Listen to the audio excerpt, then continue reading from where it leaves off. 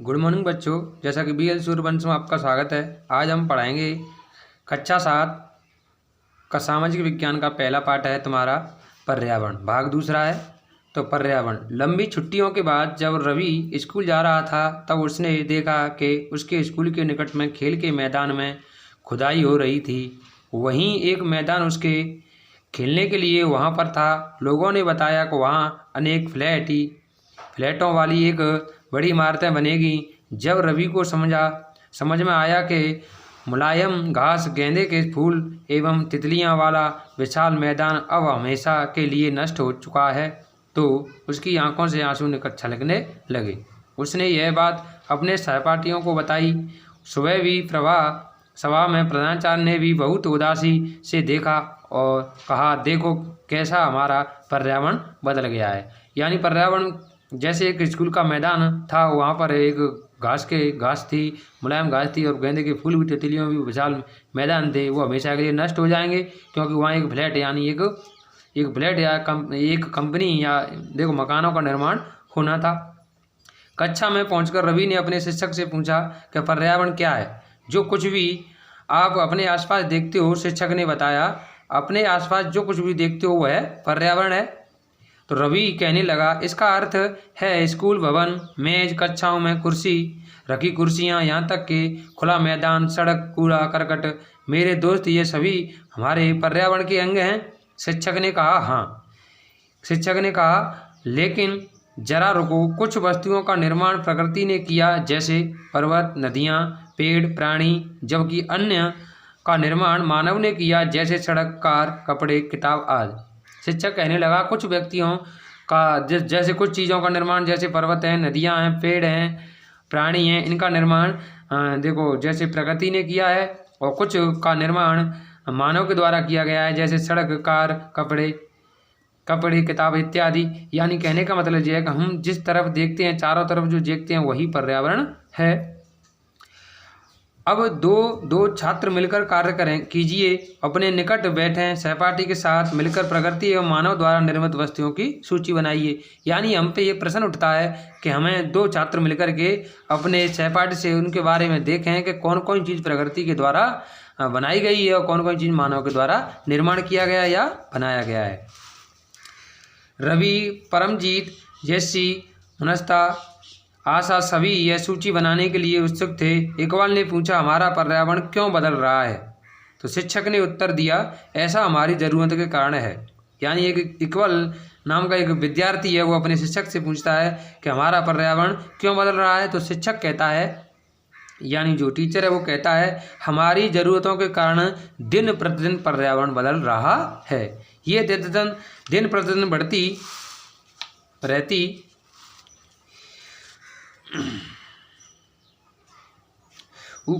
इसलिए हम प्राकृतिक पर्यावरण के परिवर्तन करते हैं और कभी कभी नष्ट भी कर देते हैं।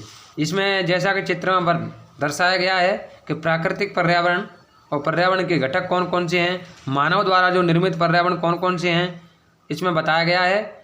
जैसे वायुमंडल, जलमंडल, स्थलमंडल, सजीव मंडल, और मानव पर्यावरण के घटक मानव द्वारा मानव निर्मित संसाधन। इसलिए हम प्राकृतिक पर्यावरण में परिवर्तन करते हैं और कभी कभी नष्ट भी कर देते हैं। यानी अपनी आवश्यकता के अनुसार हम पर्यावरण का कभी कभी तो उसका उपयोग करते हैं और कभी कभी इसको नष्ट भी कर देते हैं। ऊपर के वार्तालाप से आप समझ गए होंगे कि किसी भी जीवित प्राणी के चारों ओर पाए जाने वाले लोग, स्थान, वस्तुएं एवं प्रकृति को पर्यावरण कहते हैं। जैसा कि मैंने पहले ही बताया, और एक बार फिर सुन लो, पर्यावरण किसे कहते हैं? जीवित प्राणी के लोग, हमारे चारों तरफ जो लोग हैं, स्थान हैं, वस्तु हैं या प्रकृति है, उसे पर्यावरण कहा जाता है। हमारे चारों तरफ जो चीज़ हम दिखाई देती है वो सब पर्यावरण है। यह प्राकृतिक एवं मानव निर्मित घटकों का मिश्रण होता है। प्राकृतिक पर्यावरणों में पृथ्वी पर पाई जाने वाली जीवीय और अजैवीय दोनों परिस्थितियाँ सम्मिलित होती हैं, जबकि मानव पर्यावरण में मानव परस्पर क्रियाएँ, उनकी गतिविधियां एवं उनके द्वारा बनाई गई रचनाएं सम्मिलित होती हैं। यानी जीवी और अजैविक होती हैं वो प्राकृतिक में होती हैं, और मानव द्वारा जो निर्मित क्रियाएं हैं या गतिविधियां हैं वो मानव के द्वारा रचित सम्मिलित होती हैं। अब है प्राकृतिक पर्यावरण। भूमि, जल, वायु, पेड़ पौधे, जीव जंतु मिलकर प्राकृतिक पर्यावरण का निर्माण करते हैं या बनाते हैं। स्थल मंडल, जल मंडल, वायुमंडल और जैव मंडल में से आप पहले से ही परिचित हैं कि जिस स्थानों पर पृथ्वी का वह भाग जहाँ स्थल है उसको स्थल मंडल कहते हैं, और पृथ्वी का वह भाग जहाँ जल ही जल है, जल विद्यमान है, उसे जल मंडल कहते हैं। और पृथ्वी का वह भाग जहाँ वायु विद्यमान है उसे वायुमंडल कहते हैं, जो आप पहले ही सीख चुके हैं या जानते हैं। आइए अब हम इसके संबंध में कुछ और तथ्यों की जानकारी प्राप्त करते हैं। पृथ्वी की ठोस प्रवृत्ति या कठोर ऊपरी परत को स्थल मंडल कहते हैं। जैसे मैंने अभी बताया, यह चट्टानों एवं खनिजों से बनी होती है एवं मिट्टी की पतली परत से ढका हुआ होता है। यानी पृथ्वी की जो ऊपरी की परत है यानी जो कठोर है, जो यहाँ पर पृथ्वी है या भूमि है, वो स्थल मंडल कहलाता है। यह चट्टानों और खनिजों से बनी होती है एवं मिट्टी की पतली परत से ढकी होती है। यह पठार, पहाड़, मैदान, घाटी आदि जैसी विभिन्न स्थलाकृत वाला विषम धरातल है। ये स्थलाकृतियाँ महाद्वीपों के अलावा महासागरों की सतह पर भी पाई जाती हैं। अब स्थल मंडल वह क्षेत्र है जो में वन, कृषि, मानव बस्तियों के लिए भूमि, पशुओं को चरने के लिए स्थल घास स्थल प्रदान करता है। वह खनिज संपदा भी एक स्रोत है। यानी पृथ्वी के द्वारा जो स्थल मंडल है, जो पृथ्वी पर जो स्थल मंडल है, वो कृषि के लिए, वनों के लिए, मानव बस्ती यानी मकान बनाने के लिए, पशुओं को चारण भूमि के लिए और खनिज निकालने के लिए भी एक स्रोत है। अब जल के क्षेत्र को जलमंडल कहते हैं। पृथ्वी का वह भाग जहाँ जल विद्यमान है उसे जलमंडल कहा जाता है। यह जल विभिन्न स्रोतों में जैसे नदियों में, झीलों में, समुद्रों में, महासागरों में आदि विभिन्न जलाशयों में मिलकर बनता है। यह सभी प्राणियों के लिए भी आवश्यक है। पृथ्वी के चारों ओर फैली वायु की पतली परत को वायुमंडल कहते हैं। हमारे चारों तरफ जो वायु का आवरण है उसको वायुमंडल कहते हैं। पृथ्वी का गुरुत्वाकर्षण बल अपने चारों ओर वायुमंडल को थामे रखता है। यह सूर्य के सुलझने वाली गर्मी एवं हानिकारक किरणों से हमारी रक्षा करता है। अब प्रश्न बनते हैं इसमें कि स्थल मंडल किसे कहते हैं, जल मंडल किसे कहते हैं, वायुमंडल किसे कहते हैं। तो आपके आंसर इसमें मिल गए होंगे। एक बार फिर देख लेते हैं। पृथ्वी का वह ठोस भाग या कठोर ऊपरी भाग को स्थल मंडल कहते हैं। यह चट्टान एवं खनिजों से बना होता है और एक मिट्टी की पतली परत से ढका हुआ होता है। यह पहाड़, पठार, मैदान, घाटी आदि विभिन्न स्थलाकृत आकृतियों में धरातल में पाया जाता है। जलमंडल पृथ्वी का वह भाग जहाँ जल विद्यमान है या जल पाया जाता है उसको जलमंडल कहते हैं। इसके विभिन्न स्रोत हैं, नदियों, झीलों, समुद्र, महासागरों आदि विभिन्न प्रकार के जलाशय मिलकर बनता है। यह सभी प्राणियों के लिए आवश्यक है। नंबर 3 पर आता है स्थल वायुमंडल। हमारे चारों तरफ, पृथ्वी के चारों तरफ फैली वायु की परत को वायुमंडल कहते हैं। यह पृथ्वी का गुरुत्वाकर्षण बल अपने चारों ओर के वायुमंडल को थामे रखता है और यह सूर्य की झुलसे वाली गर्मी एवं हानिकारक किरणों से हमारी रक्षा भी करता है।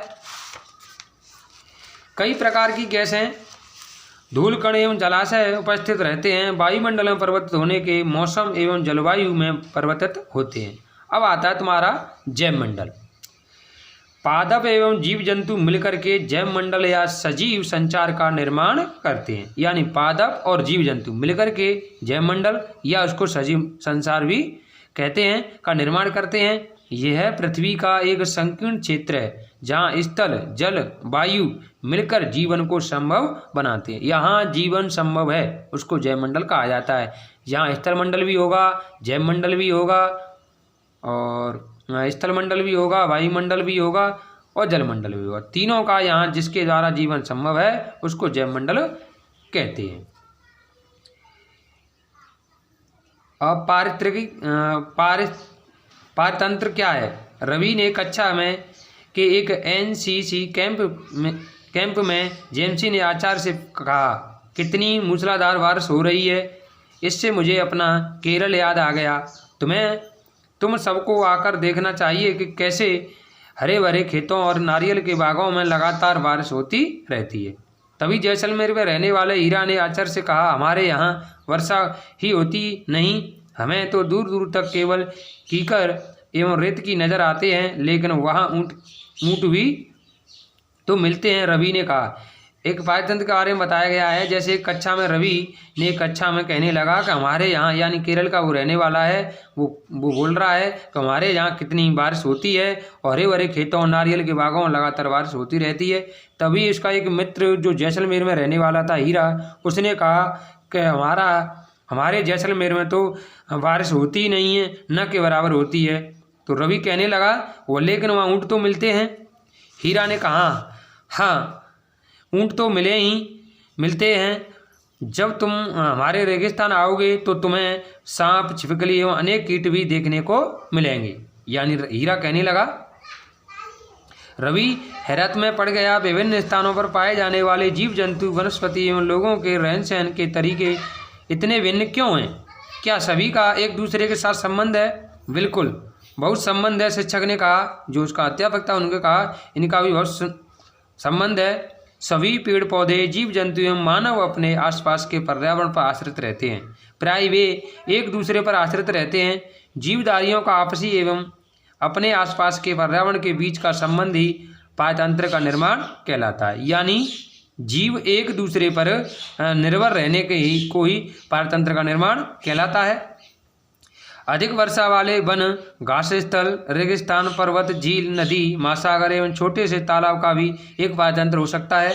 क्या आपको लगता है कि जिस पार्क में रवि और उसके मित्र खेलते थे वहाँ भी एक पारतंत्र था? जैसा कि इससे आगे हम अगले अध्याय में पढ़ाएंगे। अगले भाग में ये पहला पाठ का पहला भाग हो गया। इससे आगे आपको कल मिलेंगे।